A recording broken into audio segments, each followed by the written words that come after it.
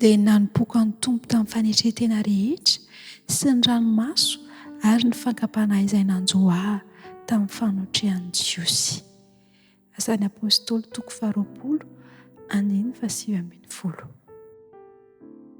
Faly miarabantsika rehetra ary namako malala kopakopa tanana avy amin'ny fofeny fitiavana atolotra ny isan'ny tokantrano, atolotra ny tsirairay manaraka izao fandarana tiantsika izao ary maneho fisaorana fankasitrananao no ny fanarahanao tsy tapaka izany fandarana mahafinaritra izany ho fampahirezana, ho fanovozan-kery, fandraisana fahafantarana ny sitrapon'Andriamanitra mba hitondrana ny fiainantsika ho araka ny sitrapon'Andriamanitra. Ny ranomaso sy tolona zany no loha hevitra izay jerentsika androany. Ao amin'ny asan'ny Apôstôly toko 20:7-10 to somary mampalahelo ny lohateny androany ranomaso sy tolona dia ny nanompoky ny tompo tamin'ny fanetretena rehetra sy ny ranomaso ary ny fakapanahy izay nanjoa tamin'ny fanatrehan'ny Jiosy. Nahazo fanakanana mafy, nahazo fanenjehana mafy ireo apôstôly izay nitondra ny tenin'Andriamanitra, nitarika ny fanavaozana ny fivavahana rehefa niakatra tany an-danitra Kristy. Ary Satana no ao ambadika ireny fanenjehana ireny fampijaliany fikorohana ireny, dia Satana no ao ambadika ireny toe-javatra ireny. Ireo izay manolo tena feno ho amin'ny raran'Andriamanitra ka manao zany ho analana sarina ireo famitahana ataon'ny Satana ary mampafantatra ny Kristy amin'ny olona dia ho afaka hijoro ho vavolombelona amin'ny Paoly amin'ny filazany momba ny fanompona an'Andriamanitra amin'ny fanetretena sy ny ranomaso ary ny fakapanahy.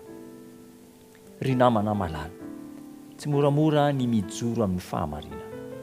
Firifiry moa ireo vavolombelona, fijoroana vavolombelona témoignage izay hita fa rehefa mitoky amin'ny soratra masina, mahatoky amin'ny fahamarinana dia misy manenjika. Indraindray aza ny namana mpiara-mivavaka, ny fianakaviana, ny mpiara-monina, ireo ny tena manao toetra tsy zaka satria mijoro amin'ny fahamarinana. Tsy amin'izao fotoana izao ihany misy an'izany, fa efa tamin'ny andro taloha nefa misy an'izany.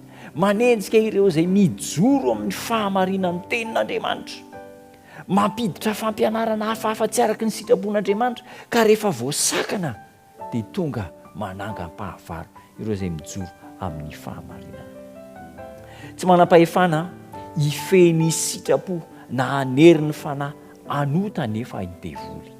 Tsy afaka manery anao, tsy afaka manery anao zavatra tsy mety ny devoly.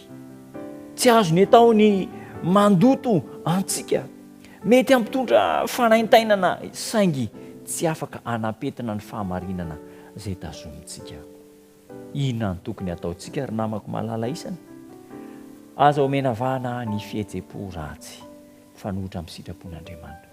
Mijoro mahatoky ho an'Andriamanitra. Rehefa mijoro isika dia ho tezitra amintsika ny fahavalo, ho tezitra Satana sy ny firongony ka hitady fomba amelezana antsika, anoherana antsika. Mety an-dranomaso sy amin'ny alahelo no hijorontsika mahatoky amin'ny fahamarinana. Kanefa izao namely amin'ny Kristy tamin'ny fakapanahy izay tena nasika sy fetsy indrina i Satana, resy tosika hatrany izy teo amin'ireo fifandonana izay ny fanaovana. Ho antsika koa miantehera amin'ny Kristy eo apetrena ny ady izay hatrehantsika, ary ireo fandresena izay efa azon'ny Kristy dia ho tonga fandresentsika ihany koa hanome hery ho an'ireo rehetra izay mitady azy Jesosy Kristy. Ny ranomaso, ny tolona izay hatrehanao dia ho fifaliana rehefa ho avy tsy ho ela Kristy, ho fifaliana mandrakizay. Ambaran'i Jesosy manao hoe aty amin'izao tontolo izao no ahitanareo fahoriana, matokia fa izao efa naharesy an'izao tontolo izao. Matokia ny tompo, ka nainona mafy ny ady izay hatrehanao, tsy misy mampatahotra izany. Satana efa resy ny manao an'izany, mandresy miaraka amin'i Jesosy isika dia hiaraka hivavaka isika. Jesosy misaotra anao izay no nitoky omenao anay, fa na edo amin'ny tany fiadiana aza izay anjadian'ny fahoriana, ny ranomaso sy ny alahelo, dia manome toky ianao fa ho mpandresy ny zanakao raha miantehitra aminao. Indro ny tananay misokatra ho any aminao Jesosy eo, ny fonay misokatra hanjakanao Jesosy eo, ka ireo fisedrana sy fiekana ho lalovanay dia fomba hanadiovanao ny fahotanay, hanadiovanao anay mba ho volamena voadio tamin'ny afo, ka hamiratra izahay. Ampahirezo isan'andro mba tsy ho kivy sy ho ketraka amin'ny anaranao Jesosy Tompo. Amen.